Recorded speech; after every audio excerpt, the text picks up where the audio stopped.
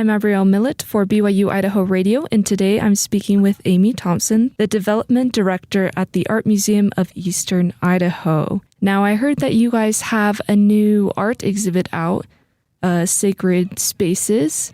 Can you tell me a little bit about what this new exhibit will bring to the art museum? Yeah, absolutely.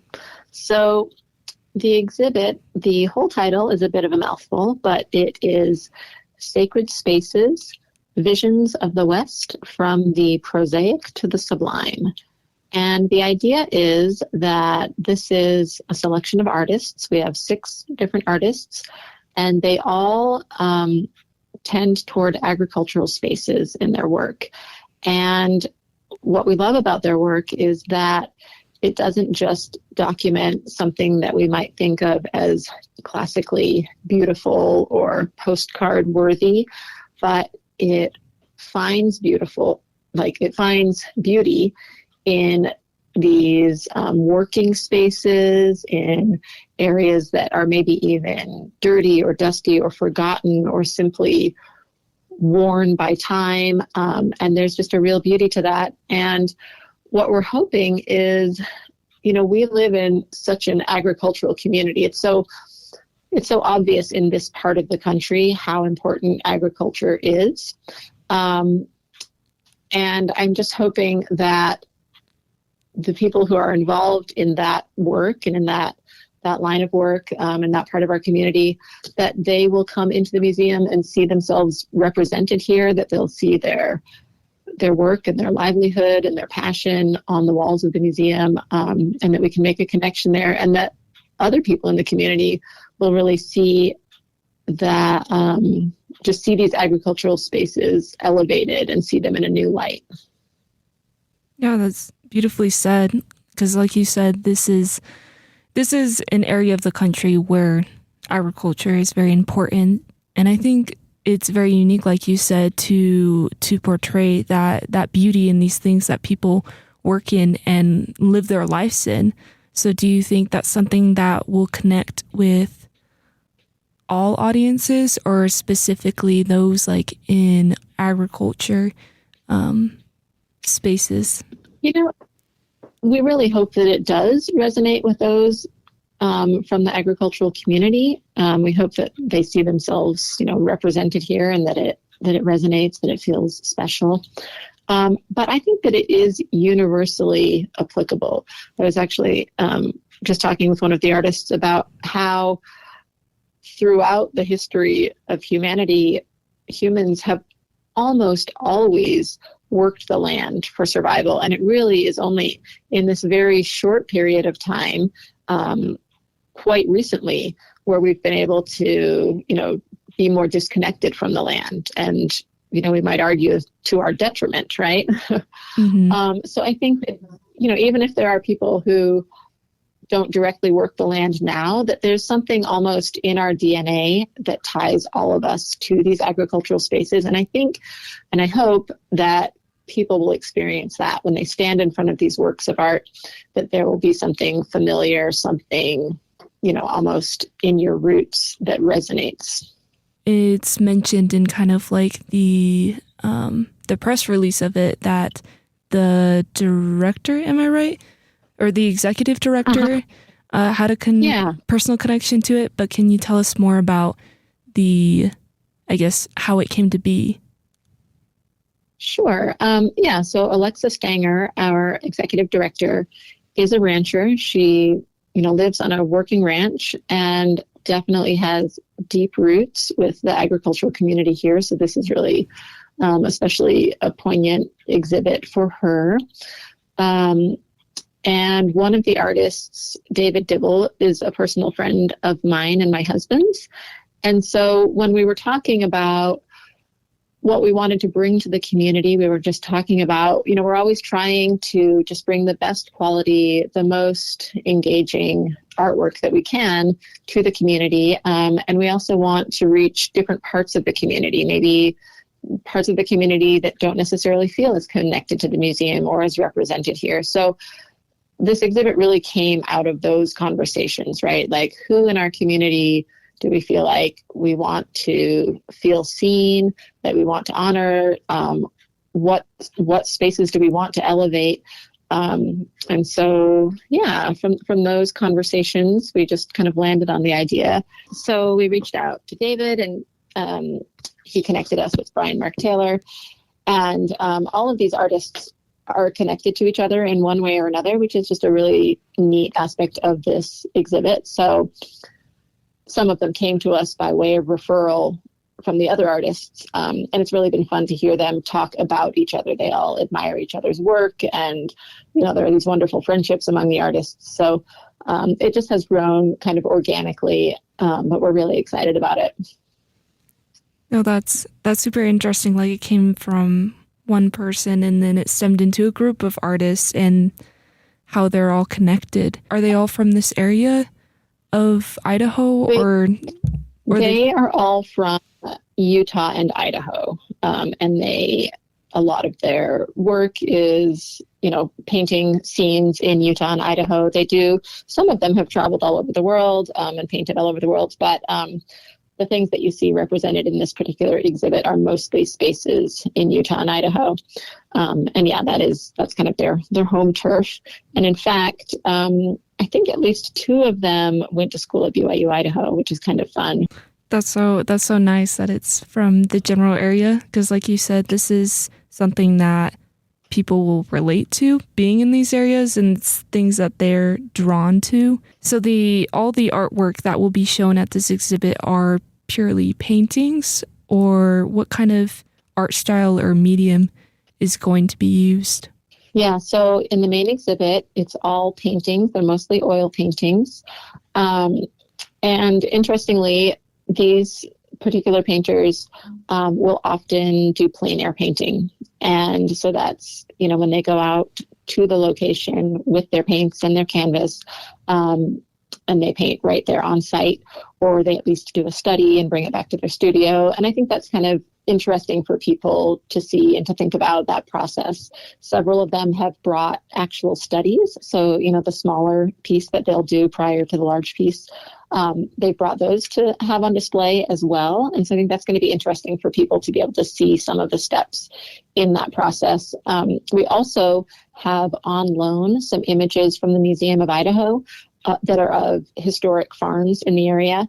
And then our executive director, Alexa Stanger, is going to be bringing in some images from her private collection, just of her family farm, but, in the past. So it'll be interesting to see these historic photos alongside these paintings. I think it's going to create an interesting dialogue between those things.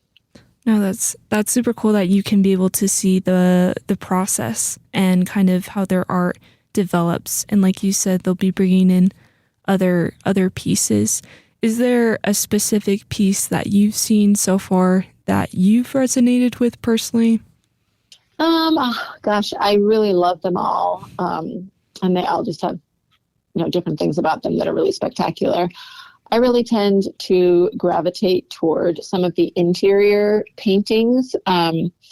Both David Dibble and Brian Mark Taylor do some really wonderful paintings of the interiors of barns. And it's not the kind of thing that you would typically, walk by and think, wow, that's really beautiful. Somebody should do a painting of it. But the way that they've captured it, it's almost this like still life, or just a slice of a moment in time.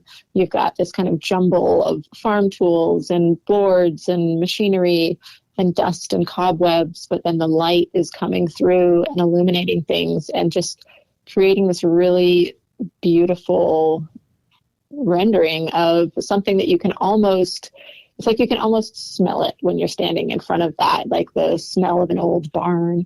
So I really do love those. But honestly, all of the works in this show are really spectacular. I really think that people are going to love them. Yeah, there's something cool or something special when an art piece kind of takes you into that moment and makes you feel as if you are there.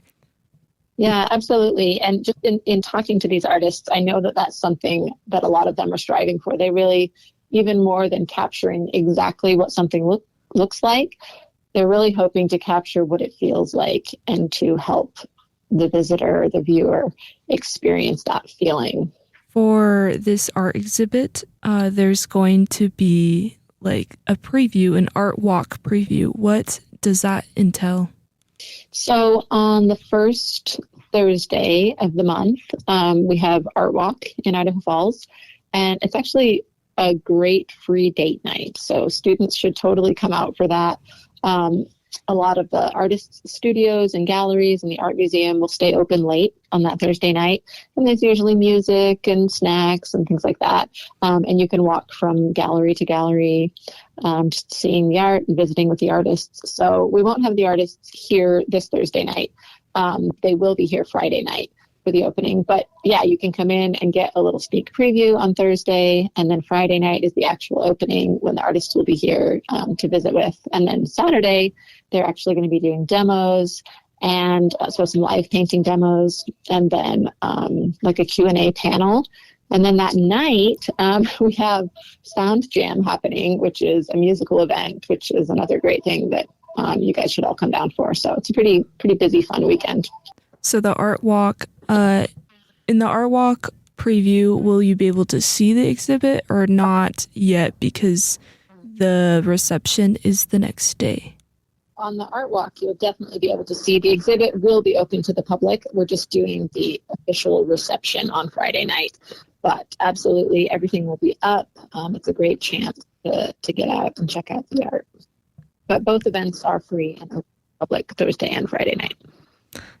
It's nice to know. The art demos on Saturday, what does that mean exactly? Will the artists be demoing some of the art that they know how to do, or what should one expect? So they'll actually be painting on site and talking about some of the techniques that they use. And so they'll just be there. People are free to wander around and talk to them, ask them about their process, just observe what they're doing. I think it's a great opportunity for art students, anybody interested in that sort of thing. And then at 11 o'clock, we'll just do a panel where we'll have a little Q&A and a discussion with the artists. And that's another great opportunity for people to just come and ask any burning questions that they have of the artists. I like that. So the art walk is the preview on Thursday from 5 to 8 p.m.? Yep. And then the opening reception is on Friday, and then the art demos and Q&A is on Saturday. Yes, the opening is at 5:30 on Friday, and Saturday the demos are from 10 to 1 with a break at 11 for the discussion and Q&A. I love that. What would you suggest for audience members who haven't been to many art exhibits, how to enter and look at this exhibit? Let's see. I would suggest coming on Friday night. It's a great chance to meet the artists. And we also have an audio tour, which is free, but of course we love donations that help support the production of the audio tour. But that is a great way also to just get a deeper experience with the art. We have the voices of the artists themselves talking about different pieces in the exhibit and the story behind the art. So I think it adds a lot of depth to the experience. They're wonderful paintings to look at, but hearing the artists talk about them and the inspiration behind them and the process behind them really gives it a richer experience. So that would be my recommendation. That's so beautifully said. Is there a story behind the naming of the exhibit, The Sacred Spaces, Visions of the West from Prosaic to the Sublime? It's really just the name that we came up with to encapsulate the idea of the exhibit. We, more than just beautiful landscapes, we wanted to share with the community how important these agricultural spaces are and that there really is a sacredness to them. They're so critical to the community. There's something about a space that people have poured time and love and effort and prayers and energy into that really sanctifies it. And so that's really what we're trying to highlight, more so even than just, beautiful scenery, but that, when we work the land and when people are working in partnership with the land, that there really is something sacred and beautiful about that. And it's not always in the beautiful sunset or, the perfect orchard. Sometimes it's in the muddy cow field, or sometimes it's in the jumbled barn. And I think that really comes through in the exhibit. And that's what that title is trying to express. Is the whole exhibit free to enter and look at? It is on Thursday and Friday night. Yes. So Saturday as well. We usually do free admission on the first Saturdays. So all the events are actually free, and it's really a spectacular exhibit. So I would definitely encourage students to take advantage of it. Come and meet the artists. Come, ask them questions. Watch the demos. Come take a date on Friday night. It's kind of fancy and fun. But yeah, it's a great opportunity, and we've got a lot of fun things going on this weekend. That sounds super fun and exciting, and I'm excited for people to go to it. Yeah, I hope you come too. Yeah, I love art, so I think I'll definitely be there for sure. Everyone should definitely come to the exhibit between May 7th with the art preview up until July 3rd. Yes, absolutely. We would love that.